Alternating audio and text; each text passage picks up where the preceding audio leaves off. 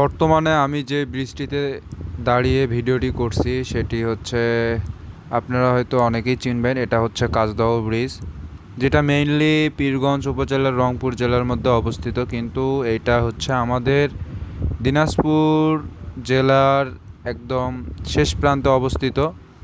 যে ব্রিজটিতে আগে আমরা অনেক সময় এখানে এসে আড্ডা জমাইতাম, অনেক দর্শনার্থী আসতো ঈদ, তারপর বিভিন্ন ফেস্টিভ্যালে।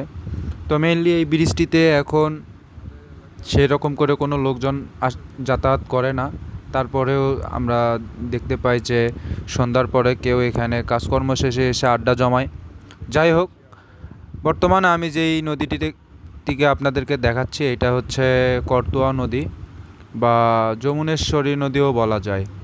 তো এইটা মেইনলি ওয়াজেদ মিয়া সেতু। আর গত কিছুদিন বৃষ্টির কারণে নদীতে দেখা যায় যে পানিতে ভরে থই থই অবস্থা হয়ে গেছে। এছাড়া এই নদী প্রায় টাইম শুকাইয়ে থাকতো। এছাড়া আপনারা নদীর তীরে দেখতে পাচ্ছেন একটা সুন্দর টেক্সটাইল ইঞ্জিনিয়ারিং কলেজ গড়ে উঠছে, যেটা আমাদের এই এলাকাকে আরও উন্নত করতে সক্ষম হচ্ছে। কারণ এই কলেজকে ঘিরে বাংলাদেশে বিভিন্ন প্রান্ত থেকে টেক্সটাইল ডিপার্টমেন্টে পড়ার জন্য অনেক স্টুডেন্ট চলে আসছে এখানে।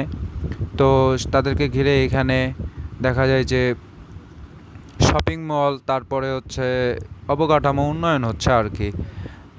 তো আপনারা অবশ্যই এখানে ঘুরতে আসবেন।